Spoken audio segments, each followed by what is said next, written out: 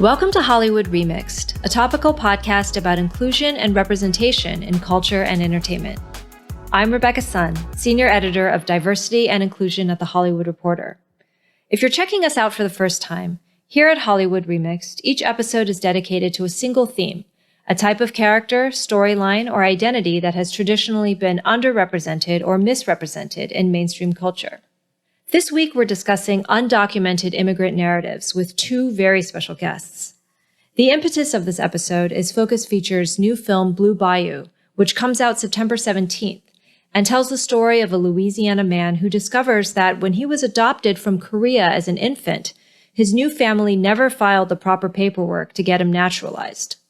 Now married with a baby on the way, he faces deportation to a country that is foreign to him, and, more importantly, away from the only home he has ever known. Justin Chon, the director and star of the film, will join us later in the episode to talk about the various real-life inspirations behind creating this story. But first, I'm very excited to welcome the great Jose Antonio Vargas as our guest expert for this episode. Jose is the first Pulitzer winner ever to join our podcast, but I'm getting ahead of myself. When it comes to someone who can speak both to the experience of living in this country without documentation, as well as to the significance of media representation on this issue, he is the one.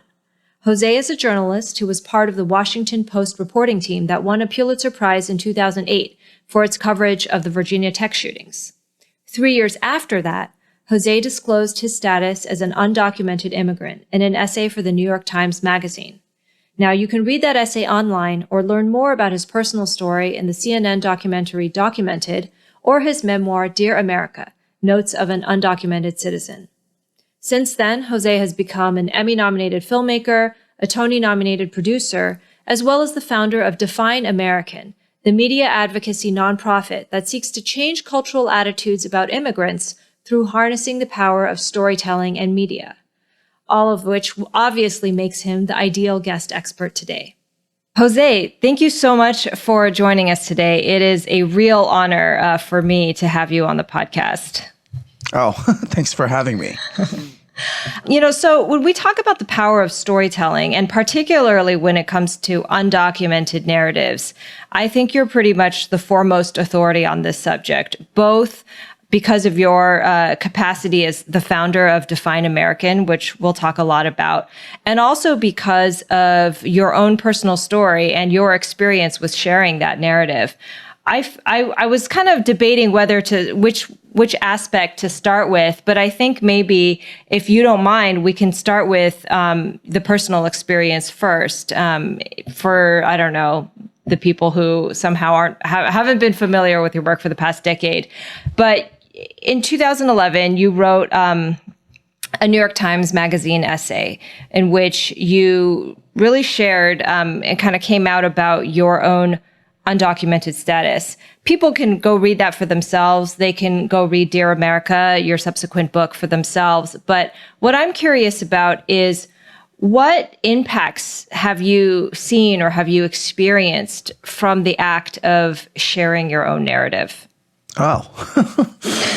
Just an easy one to start with. Just an easy one to start with. Well, so just a bit of a background, right? So I came here from the Philippines at 12, found out I was undocumented when I was 16.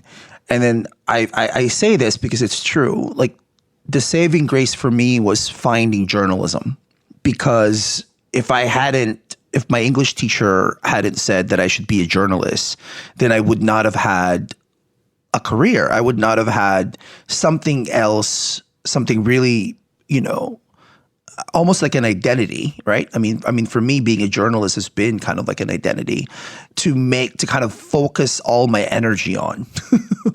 And in many ways, I spent, from the age 17 till I was 30, which is when that essay was published, I spent like 13 years of my life writing about other people, which is what, journalists do, right? Like, I have to report on other people so that I don't have to deal with myself.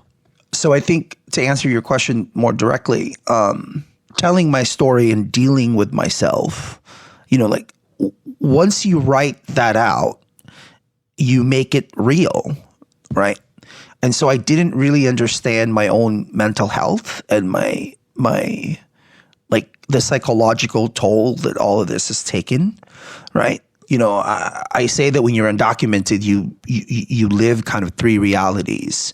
You lie a lot, right? Because this is what you do. You lie to get jobs. You lie to people when they ask you, why haven't you seen your mom or your relatives in the Philippines? You lie, you pass, you try to pass. Like the first thing I did when I found out I was here illegally was to get rid of my Tagalog accent, which is really thick. And I did that through watching every possible movie and film and listening to every CD and tape I could borrow from the Mountain View Public Library. And then you hide, right? You try to hide a lot. You hide from the government, even though the government knows you're here, sort of, because, you know, I've been paying taxes. Like, it's been always so interesting to me that ever since I was 18 years old, I was paying to the IRS. So the IRS knows I'm here, but I'm hiding from the Department of Homeland Security. Like, don't they talk to each other? Right? So once I kind of wrote my story and owned my story, and then realized that I was surrounded by all these other people, all the other community of like storytellers who are telling their stories so that they can see themselves and have other people see them. I think for me that was the biggest impact, right? Is how do we tell our stories so we can face ourselves and then build community with each other? Mm-hmm. And that community, that was one of the things that kind of struck me when I was reading your story, because a lot of times I think, you know, there's a very specific media portrayal of what an undocumented immigrant looks like, what their circumstances are, that sort of thing. We're obviously going to talk about that. But I think what struck me was that you had teachers and you had editors who knew you as a person, who knew you as a student, who knew you as a hardworking, very enterprising journalist, and therefore were invested in your life, you know, and did invest in your life. And again, that's the kind of reality that I think the media, and when I say the media, not just what you read in the news and watch in the news and listen to the news, but also like the television shows and movies we consume, right? That's the part of the reality of community that I think we as storytellers haven't really told the story of. Like, there's a lot to do there, right? Mm-hmm, yeah. Like, you know, and this is me putting kind of my storytelling hat on, right? So I moved to this country in 93. It just so happens that the 90s was the decade in which this country saw more immigrants, undocumented and documented, move to this country, mostly from Latin America and mostly from Asia, many from the Caribbean and from Africa, right? Like the Black immigrant population, for example, 1 out of 10 Black person in this country is a Black immigrant, right? Like the Black immigrant population has increased 5 times since 1980. Right. And yet, when we think about immigrants, we have this vision of the border, the wall, Mexico, to the point that I actually think, you know, we owe Mexicans an apology for having racialized this issue as much as we have. Mm-hmm, right. Mm-hmm, mm-hmm. And so from the very beginning, for me, the goal was, how do we tell this more integrated, more community-based, right, stories of immigrants in this country and how we make it in this country, because we can't exist without community, right? And again, for me, that's where I find that's fertile ground for narrative, you know? We'll mention here that, you know, what you're speaking of is not only from personal experience, and it's also not just anecdotal, because your organization, Define American, has done studies that, you know, that actually give you like statistics about how immigrants are portrayed, the demographics of these immigrant characters. And so I'll share a few now and we'll go through these because I think they're very relevant to this discussion. You know, first of all, My hope is that on this show, we'll be able to, have a lot of different episodes dedicated to different facets of the immigrant experience. Today, we're specifically talking about stories about the undocumented experience.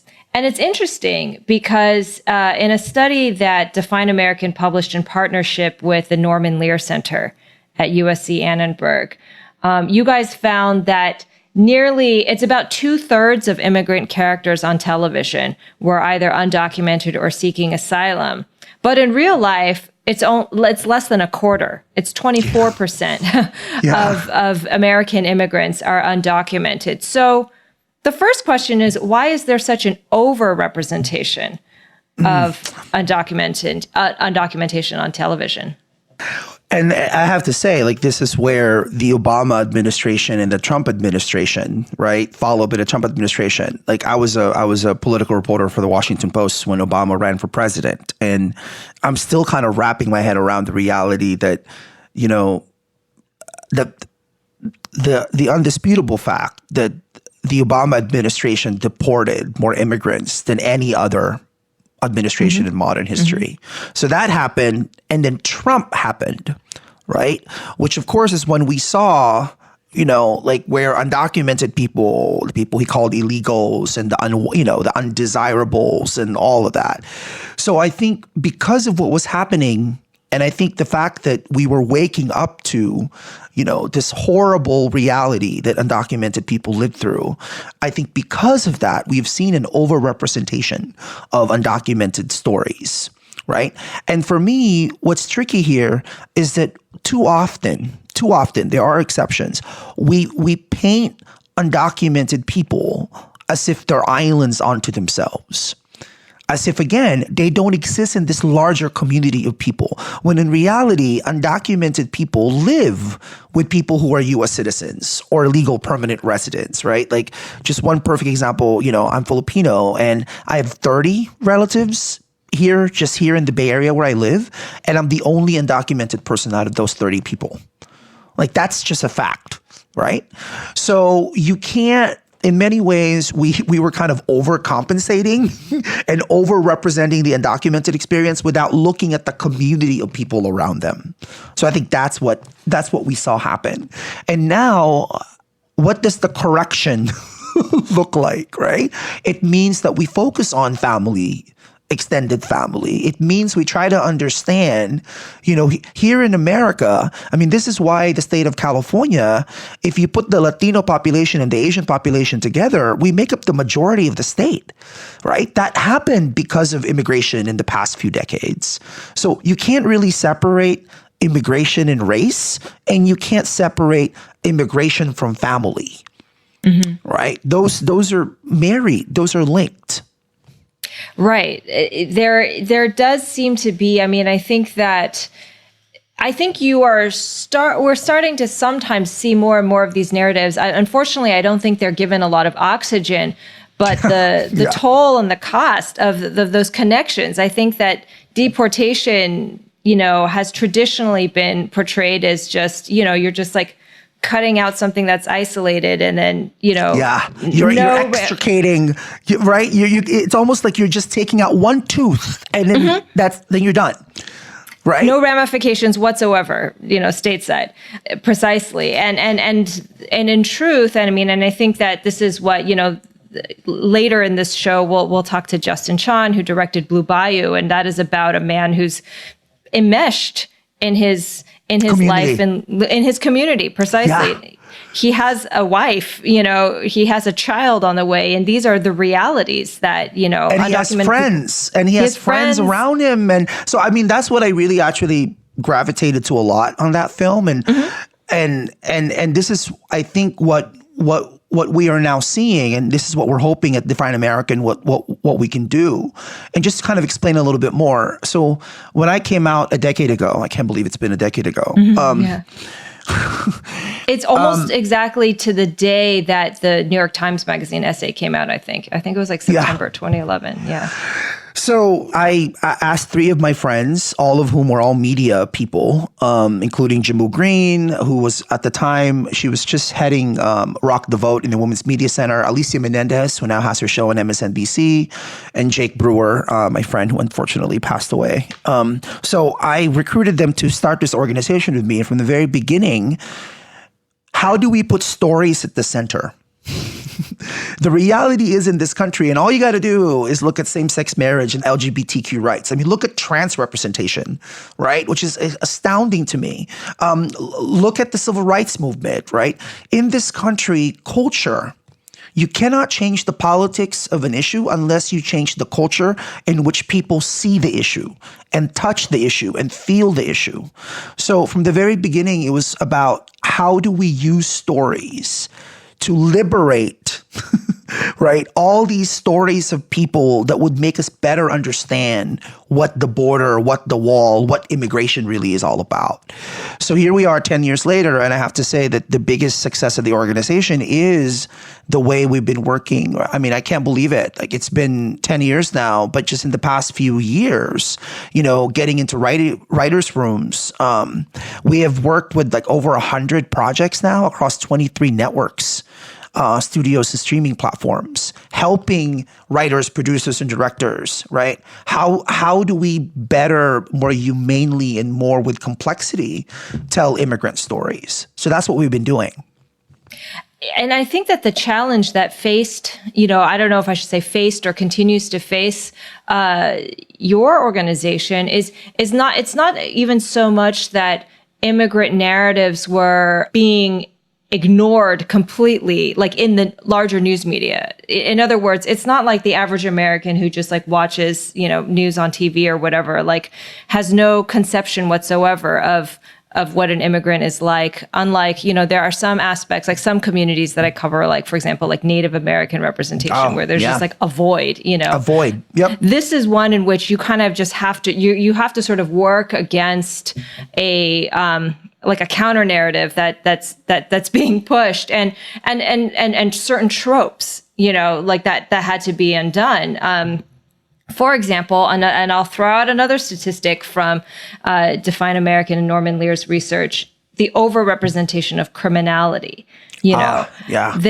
So just, here's, just stating a fact here. Statistically, immigrants, and this includes undocumented immigrants, commit less crime than us Native-born Americans. Right? Like that's a fact. It's a fact. It's a statistical fact. However, there's an overrepresentation of criminality, which we obviously saw with, Trump built his, he launched his campaign off of that.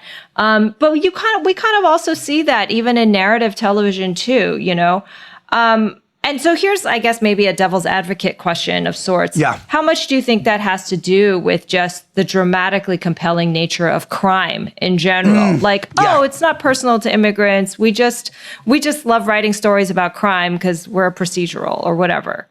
Well, and I actually think that's a great question because it's about nuance, right? And this is why stories are important, because it's probably one of the few places in the public square that we have to deal with complexity and nuance, right? So if you have an undocumented character, and we see this character a lot on Fox News, right? In which, they're rapists or they're robbers, they stole something. So that's actually a crime. But how do you not conflate that with people's immigration status? So to be in this country illegally, right, is not a criminal offense, right? And yet those two things have been so conflated, right? As if, and again, even the term illegal. How do you legalize people you call illegal? You don't. In some ways, the language really tells us how stuck we are. Right? Like, we're not even describing, did they overstay their visa? Were they adopted when they were kids? Right? And then their parents did not fill paperwork and it fell on a certain timeline. So that's how they got to be undocumented. Right? Like, almost 50% of the people in this country who are here without authorization, flew on a plane to get here. So they didn't cross the Mexican border. Right. Right? They didn't scale a wall or anything like that. This is where description, characters. This is where all of that come into play. And the journalist in me that, and this is why research for us at Define American, like we're one of the few only organizations with really a research department. There's a woman named Sarah Lowe, our research director, that oversees the research, because I, as a journalist, as you know, Rebecca, one of the first things we have to learn is not assume anything. Mm-hmm. Like, how do we know that we know what we know? Right? Exactly. So research is really important for us at Define American. And it's been astounding looking at the research and then looking at the reality of, so you have journalists that don't really quite understand the facts of the issue that they're supposed to be reporting on. And then you have storytellers, narrative, film, TV, whose job it is to tell the truth, right? So the balance of the truth and facts, there are many things that can be, in fact, cannot be factual, but may ring true, right? So that is kind of the complex part of our work. And that's why, at Define American, we have an entertainment media consulting team, and we actually have also a journalism news media strategy, because we have to do both, right? We can't do one without the other. Exactly. I mean, I was thinking about that. I'm so glad that you teased out that dynamic, especially when it comes to storylines revolving around this type of subject matter. There is such a relationship between the entertainment media community and the news media community. And sometimes it's almost like a pipeline where, there's a whole genre of television that's ripped from the headlines. Yeah. Television, right? And so if these creators are getting their inspiration, for their storylines from the news media, let's back it up. And let me ask you about that news media component. In Define American's experience, what kinds of immigrant stories are journalism outlets generally interested in covering? And has it changed a little bit, So we're actually just getting the journalism partnership strategy, off the ground. And what we're trying to figure out is, where can we be most useful, right? But to answer your question most directly, what I'm seeing a lot as a journalist is that we are because of the way the issue is framed, which is from a political perspective, what's happening in DC, the fight in Congress, right? Look, I'm 40 years old. I don't know. I don't know how many more years it's going to take for me to wait for this immigration reform that I've been waiting for since I was 19. Mm-hmm, mm-hmm. Right? Half your life. Because Congress, perpetual, this state of kind of just, it's not moving, right? So because the news media focuses so much on the politics of the issue, we haven't focused as much on the processes of the issue. The number one question, Rebecca, I get asked every day, as I'm sitting here, I just got an email from somebody saying, why don't you just get legal? Oh, God, never occurred to you before. The number one question I get, and it doesn't matter, by the way. It can be asked. I just spoke with an editor last night. I'm not gonna divulge who it was, because I respect the news organization, who was like, "Wait, you're still here illegally? I'm sure you could have fixed this by now." And I'm like, "How? Immaculate conception? Like, how am I supposed to? Is there like a miraculous immigration reform thing that I don't know about? Or do people think that just because I am, it comes with a Pulitzer, Or that because maybe she was like, well, you're such a public person, I thought that you would have fixed this by now.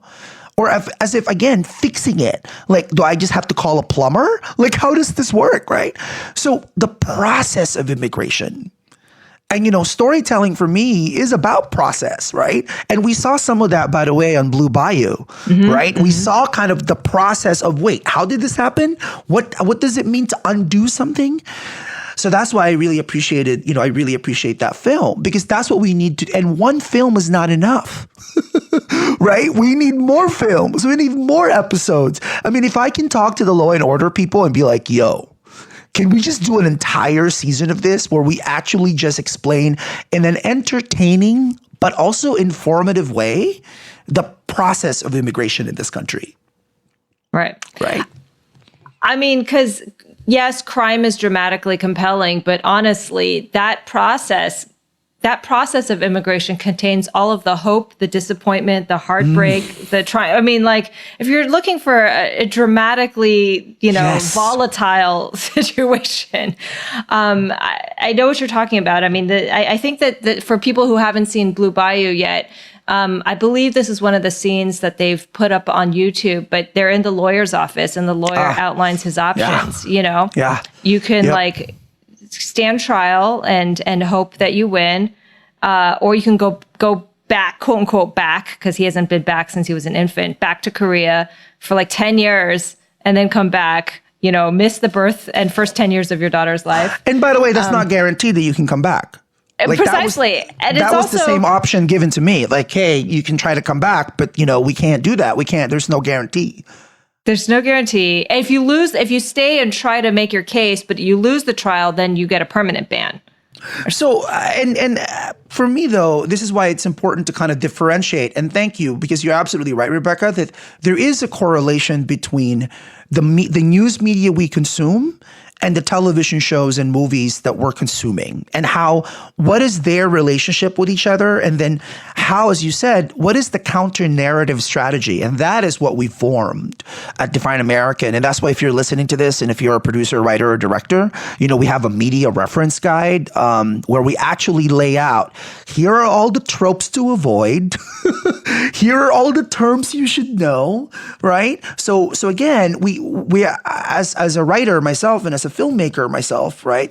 I'm sensitive to the tasks of the creative, the tasks of being creative in the creative process, right? Like, writers don't want to be told how to write.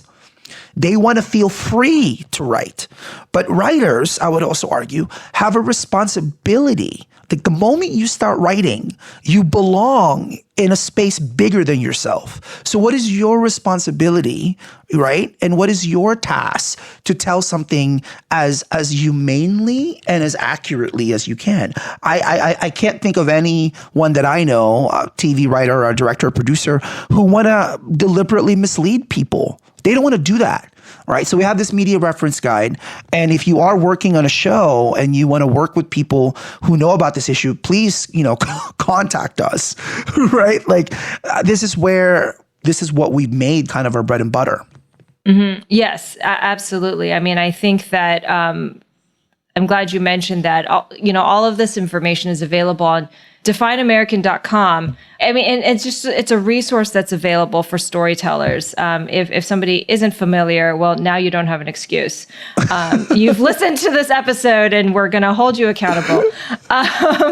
Another thing from your study that I thought was interesting, and this is kind of illustrative of how writers treat characters, is I've never seen this in any other type of diversity or demographic study, which is you differentiated between what you called storyline episodes and character episodes, in terms of analyzing how immigrant characters are treated. It seemed to me, and you tell me if this is not quite the right definition, it seemed like storyline episodes are more like the immigrant characters there to like service a plot, AKA the emphasis is on the storyline, versus character episodes.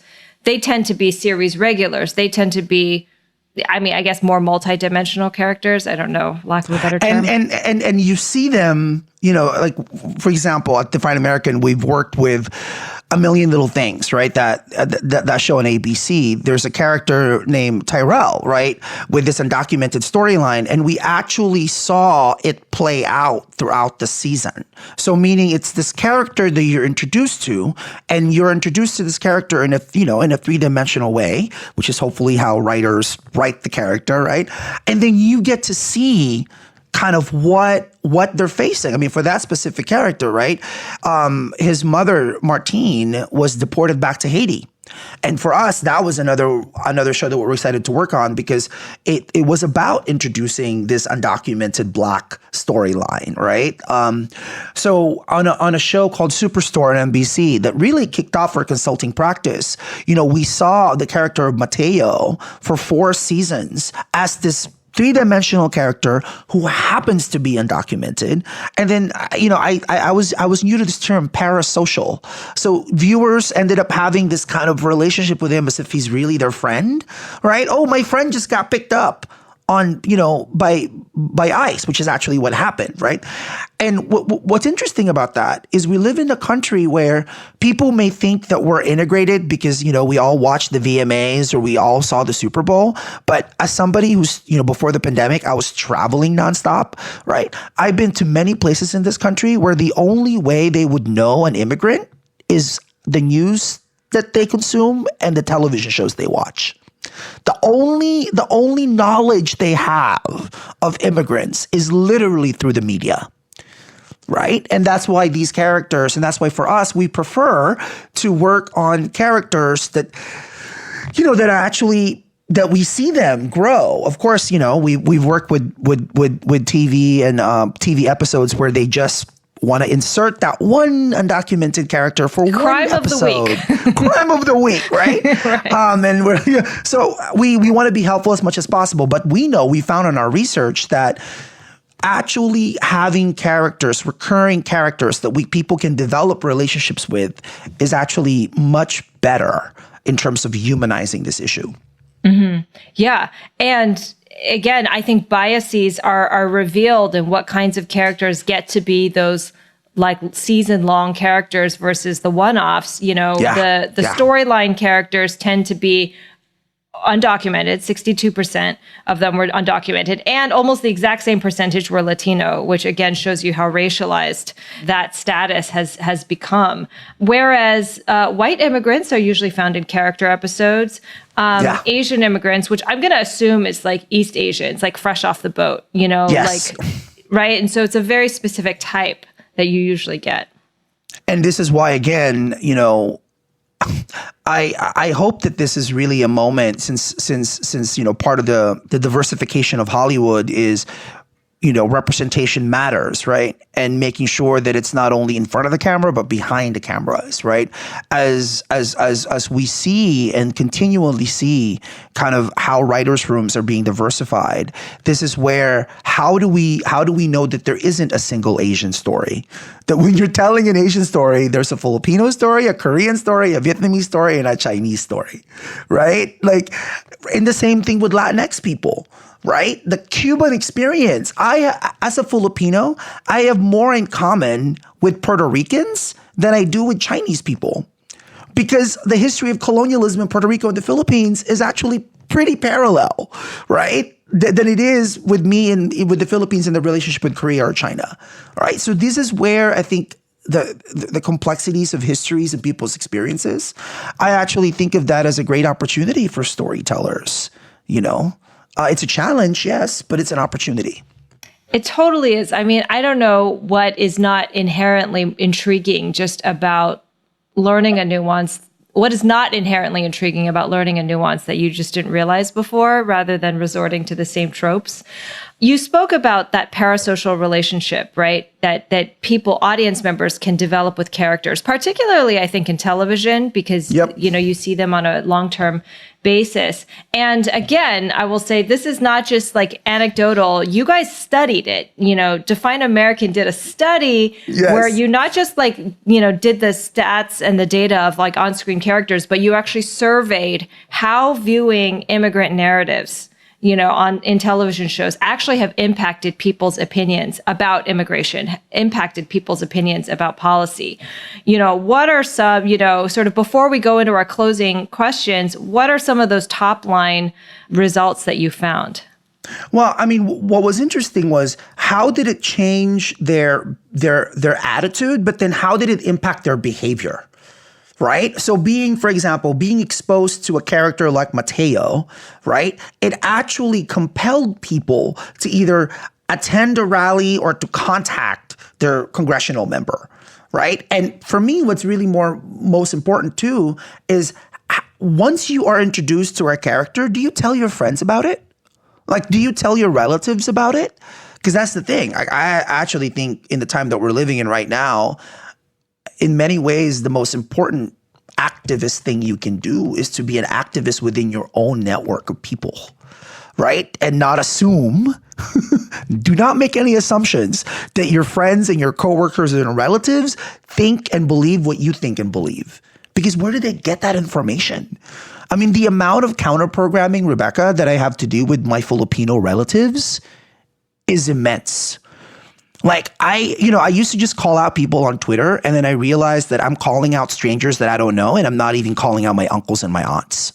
So I've spent the past couple of years kind of focusing on, calling in, not calling out all my relatives who, because they watch Fox News, right? Because they've been Republican, because many of them are military people, I have to actually constantly counter program, right? So what we're finding is once you're introduced to a character, it actually impacts not only your behavior, but your action. And thank you, Rebecca, for pointing out the research part of this. And, the Norman Lear Center is as good as it gets when it comes to research, right? And so we wanted to make sure that it's not, as a journalist myself, I remember when I would get some of these research studies that are like, wait, how did you know? How did you do that? What's the methodology here? Oh, you talked to 5 people, right? Like that's what we call anecdotal, which is great. Thank you for doing that. But guess what, right? Like so to me, rigor in research is really important, and we've invested money in it, and it's not cheap. Research is not cheap. Exactly. And so I really encourage people that the study is available for free online for anybody to read the report in full. But I'm glad that you mentioned not just the attitudes, but it does impact actions, people's willingness to go out and actually, sign a petition or tell a person, share with somebody about what they learned. As we wrap up, we always ask every guest 2 questions, and I'll give them both to you at the same time because some people only like to answer one of them, which is perfectly fine.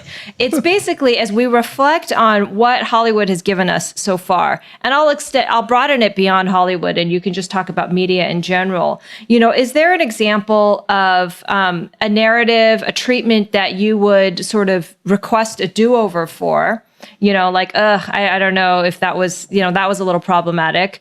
And then conversely, is there a hidden gem? Something that somebody who is, checking out this episode and is like, I'd really like to see, experience or be exposed to a narrative specifically about the undocumented experience that you would recommend that would really teach me something in a good way?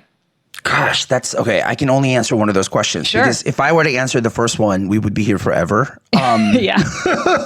So I want to focus on the positive. So I'm thinking about the hidden gem. And I know that you're going to be talking to Justin too. And I have to say, for me, clearly that's not a TV show, but I just watched it a couple of weeks ago and I'm still thinking about it. How specific that character is, to see an Asian American man who's trying to figure out what being Asian means, right? And then to have this Southern accent because he lives in New Orleans, right? And to have this relationship with his wife who happens to be white and with a stepdaughter who happens to be white.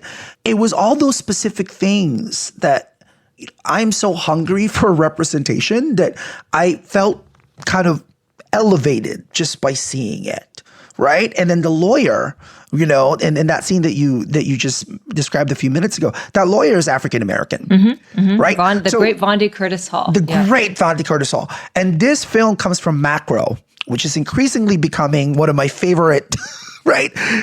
In terms of their investment on storytelling from people who are underrepresented. So I found so many gems in Blue Bayou. And knowing that Justin not only wrote it and directed it, but stars in it, I would hope that seeing that film would inspire other storytellers to add to this ecosystem of stories that we need to tell. And he did the most amazing thing that I actually got chills as I was watching it, is by the end of that movie, clearly he was inspired by all the real stories. So it's the melding of the adoptees that you've seen in the news, right? So then he did this, carousel, right, of pictures of real people, real adoptees who have either gotten deported or are going through deportation proceedings right now. I just thought it was a tremendous gesture from an artist. So that to me is a gem, a real gem. That's great. That was, yeah, that closing credits, that coda is very powerful. I will give, since I think, you're too humble to do it, I'll say as my hidden gem, because there's nothing more powerful than a real life story. For those who haven't checked it out, it's still available on the New York Times website. Read Jose's 2011 essay in which he kind of you go public with your own status. And if you want more, you have a whole book, Dear America, on it.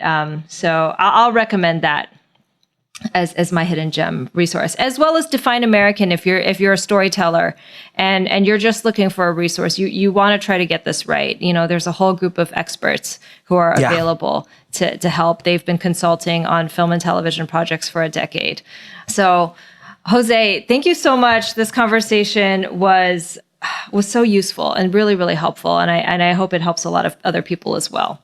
Thank you so much for having me. Justin Chon is an actor and filmmaker who starred in the Twilight franchise, the studio comedy 21 and Over, and Benson Lee's Soul Searching, to name just a few of his credits. As a director, his past two features hewed more closely to his own background growing up in Southern California. 2019's Miss Purple is about two estranged siblings in Koreatown trying to come together to take care of their terminally ill father, while 2017's Skook adds the Korean-American perspective to a story about the 1992 LA riots. Gook won the Audience Award in the next section at the Sundance Film Festival and also earned Justin the Someone to Watch Award at the Independent Spirit Awards. His latest film, Blue Bayou, explores aspects of the Asian American experience that are true to life but seldom seen on screen. Those who grew up in the Deep South, those who are transracial adoptees, and those who discover in adulthood that they are undocumented. Justin, thanks so much for joining us. I saw Blue Bayou actually a couple of months ago, and I thought it was exquisite. So this is really exciting for me today. I wanted to start by asking you, the genesis of this story. I mean, you wrote the film, you directed it. What was the seed that really sparked your interest in exploring this narrative? Well, I think sort of what's become my purpose with my storytelling has been to bring, empathy to Asian Americans, to my community. And, with that, there's all sorts of experiences in this country. It's so diverse. And I think the adoptee experience is something that I don't think has been very much exposed. So I started, but I didn't start out by thinking about any of it. What I started hearing from the community and started to see articles about adoptees who were being deported. And I just thought it was absolutely just, insane that, a child could be brought here as an infant by U.S. citizens and, money is exchanged and that 30 years later, through some loophole in paperwork, they could decide that you weren't an American citizen. It's different from crossing a border or coming here illegally, or it's different in the sense that a child was brought here by U.S. citizens and they really had no choice in the matter. And how are they supposed to know if they're brought here at 2 or 3 that the paperwork wasn't properly filed, or, I truly, it just like blew my mind. And then, I felt that it must be a issue that can be easily resolved because it seems so straightforward. What I found out was that it's an incredibly, difficult process to, once you're on that radar, to get the government to acknowledge that you're a U.S. citizen. Once you're in that, and then once you do get deported, it's almost impossible to find a pathway back to the country because they see you as an illegal. And hearing about this issue, my heart bled for the people going through it. And I started asking around and nobody really knew this was going on. I started this journey about 5 years ago and I just felt like this issue needed to be brought to light and that, hopefully the right people would see it. What kinds of research, did you do? You mentioned this was a 5-year process, to craft this story. Did you have an opportunity to interview either, there's many real life cases of adoptees who faced or did experience deportation.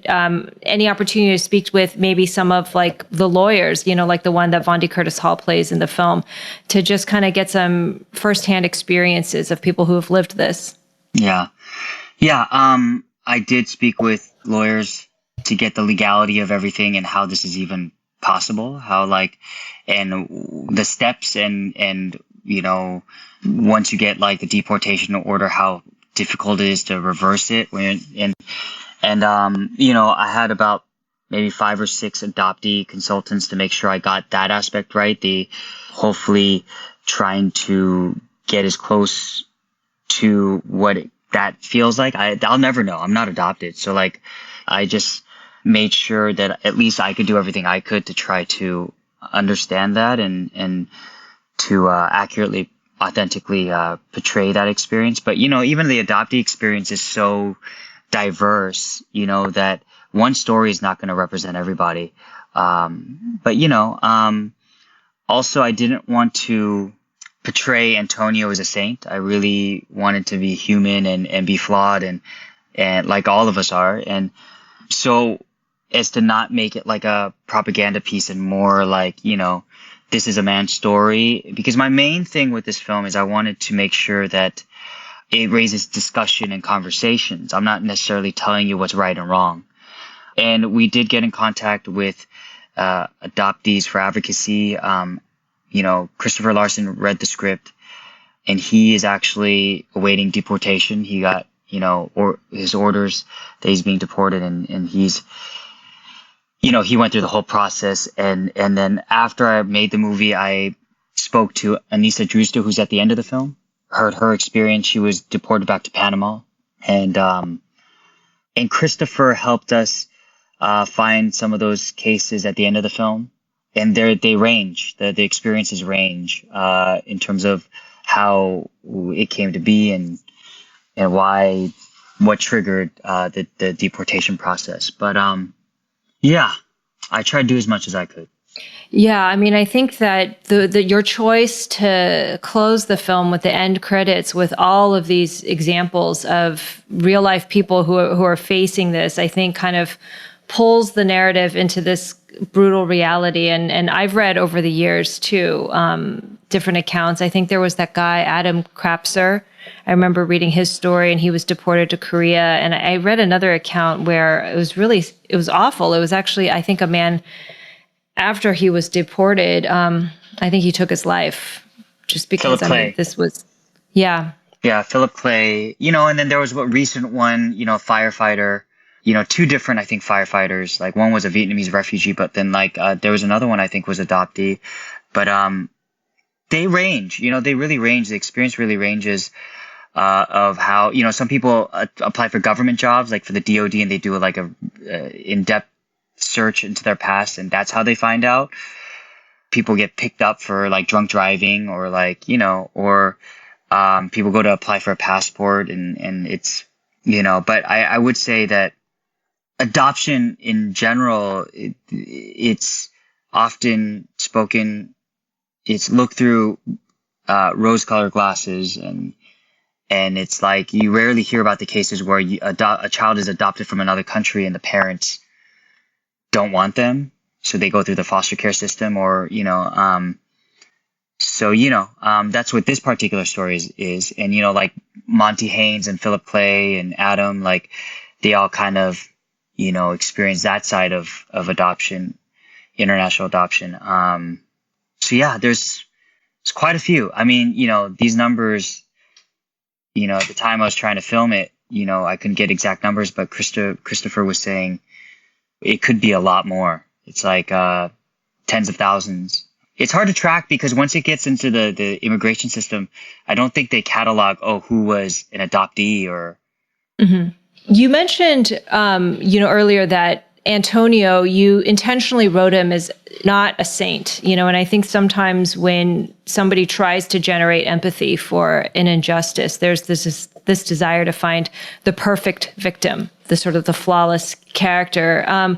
Can you talk to me a little bit more about sort of your decision to make your protagonist somebody with a criminal record, somebody who has made choices that his wife disagreed with, although I think they are very much grounded in sort of a justification, but just in crafting that, how you believe that a real and a human character is, I guess, inherently empathetic? Yeah, I mean, one of the questions I ask in the film, apart from, who deserves to be an American, who gets to decide that, is that, are we allowed to have opportunity for redemption, for second chances? I'm not trying to, with the adoptees, I'm not trying to say that anything negative. I just, this particular story, I'm just showing that the criminal aspect it can also be a factor for an excuse to kick somebody out. It shouldn't matter. It shouldn't matter if he's committed crimes or not, because he was adopted by U.S. citizens, and I think that, at the time we meet Antonio in the film, he's trying everything he can to just survive and make it right. I mean, he's just really trying to do everything right, and he's married and he loves his wife and he has a stepkid that he loves and trying to do right by her and cares about how she feels. And he's working his ass off trying to find jobs. And in that sense, a lot of Americans every day go through that. And at the same time, he's made some mistakes, but haven't we all? Haven't we all made mistakes? Not everybody, not everybody is just, live perfect lives where they haven't, they haven't, sinned in their life, so I think that it makes it much more accessible and realistic to just a human being. Also the sense of, I didn't want to make the film tell you what to think. I didn't want the film to tell you how to feel about this issue. All I'm simply doing is saying, okay, here's a man that lives, an Asian American man that grew up in the South, that didn't have the greatest childhood, and she's trying to do right and turn his life around, and this is just his story. And it just so happens that he was adopted, and and then the accident of it all is that he finds out he was not an American citizen. Mm-hmm.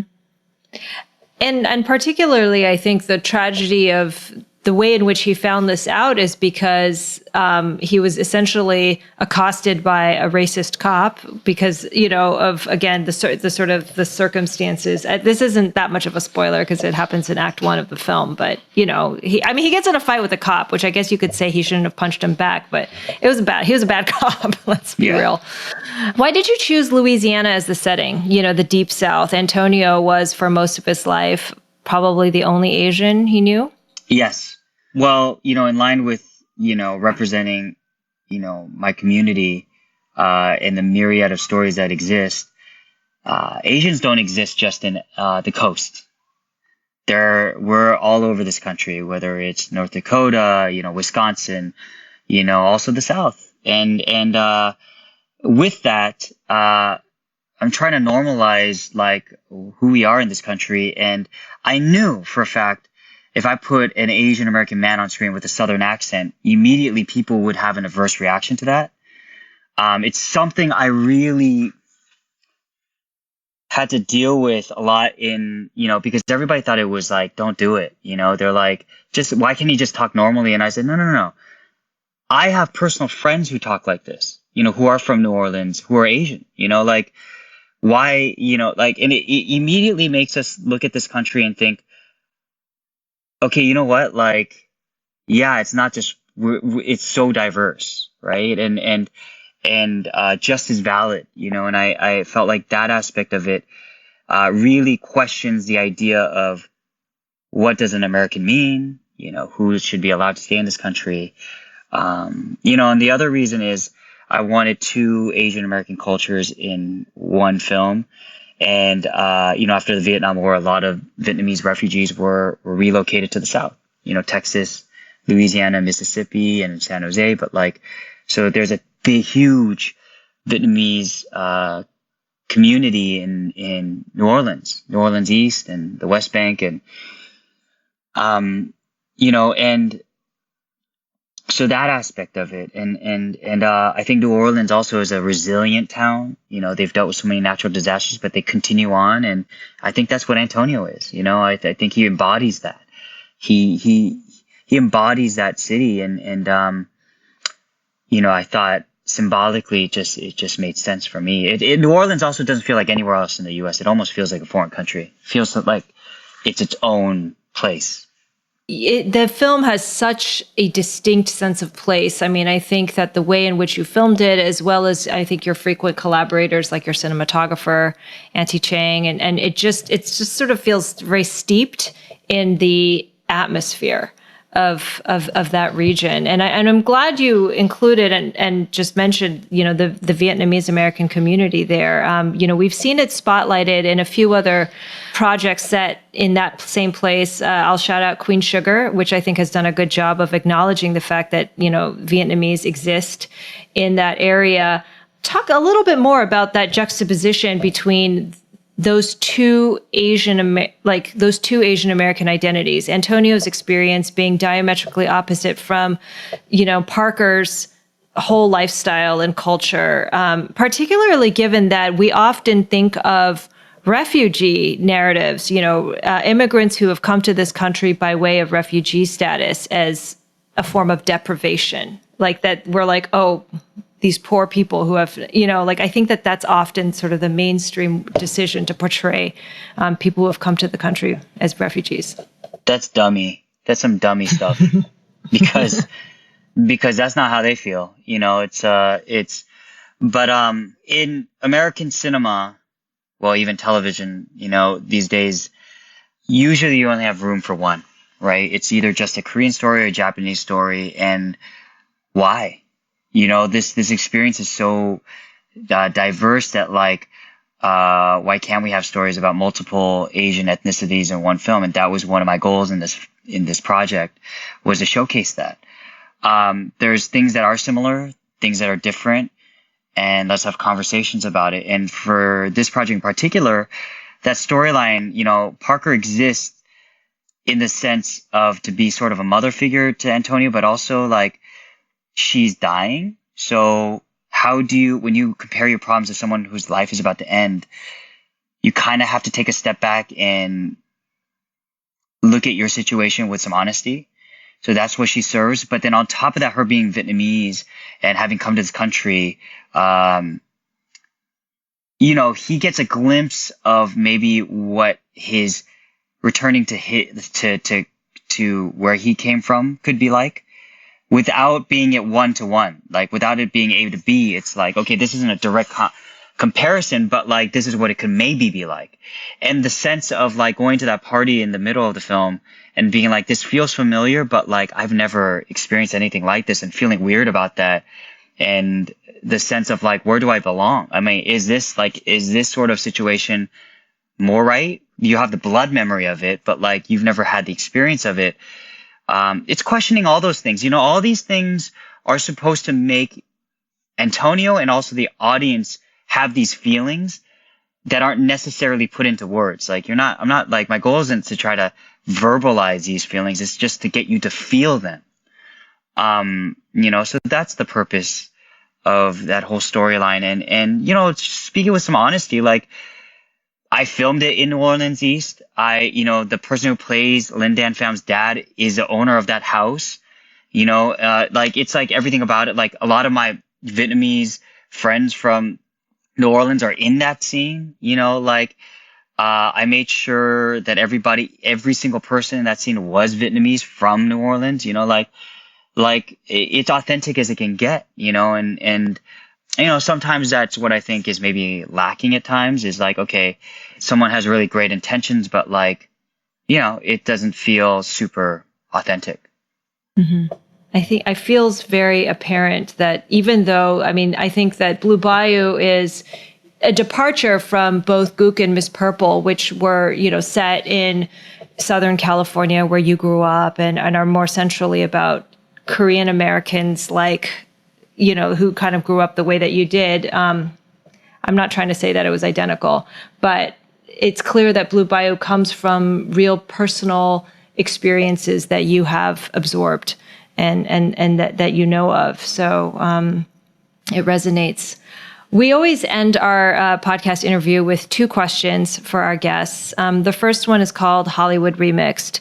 When you're looking at over sort of immigrant narratives that Hollywood has put forth in the past, is there a specific one that you would sort of revise, or even just like a trope that you would like to kind of put an end to or make some changes to? Me personally, the answer to the question is no.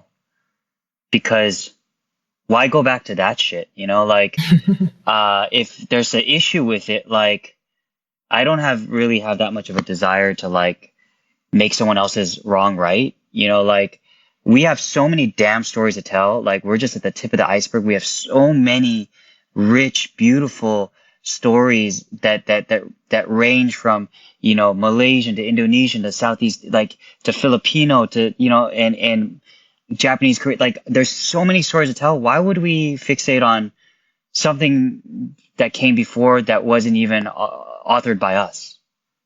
So for me, I am in the sort of mindset is that's why I've been working so hard and really trying to tell so many stories. People go, hey, just don't burn your cachet.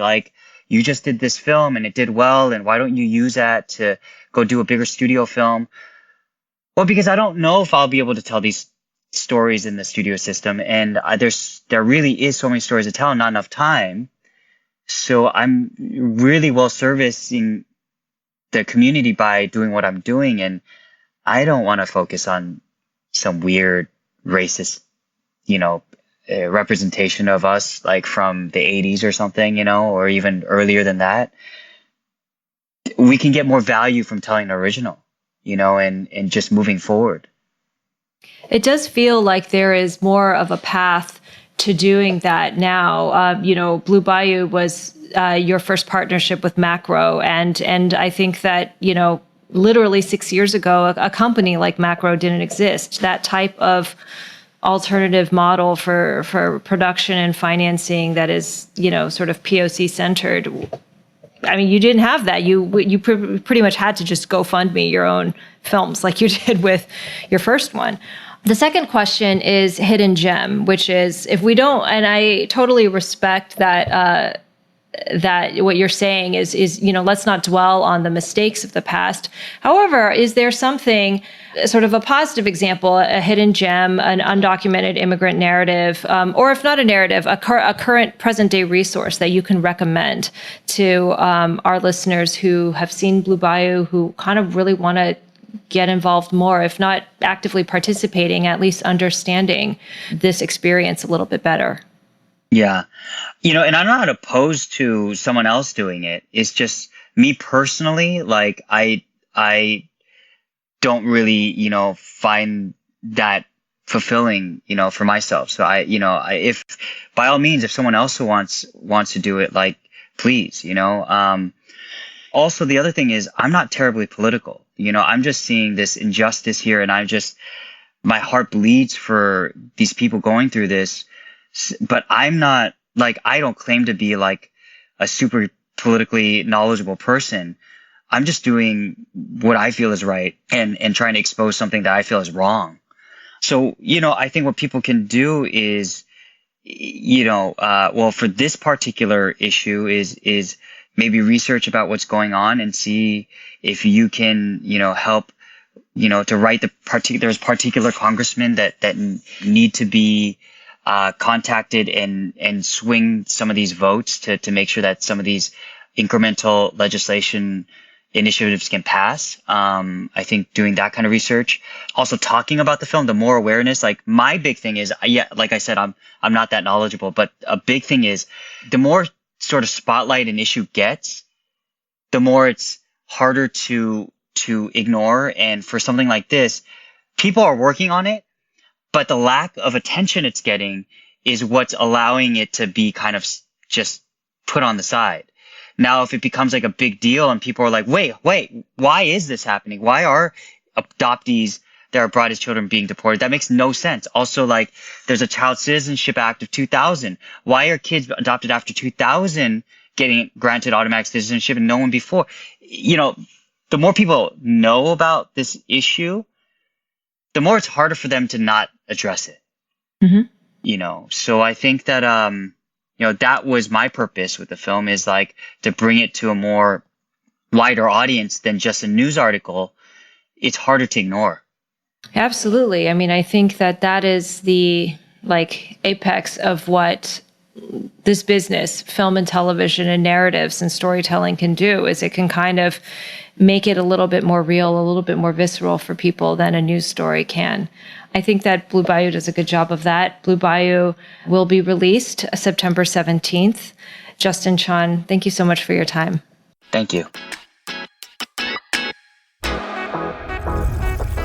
Thanks again to Jose Antonio Vargas and Justin Chon for joining us today for this important conversation. You can learn more about Jose's personal story through his memoir, Dear America, and find resources on how to responsibly and accurately tell stories about immigrants and immigration at defineamerican.com. Justin's new film, Blue Bayou, is out in theaters September 17th. Stay tuned next week when Dear White People star Logan Browning joins us to talk about Black college life as seen on TV and in the movies. And please subscribe to Hollywood Remixed on the podcast platform of your choice so that you don't miss it.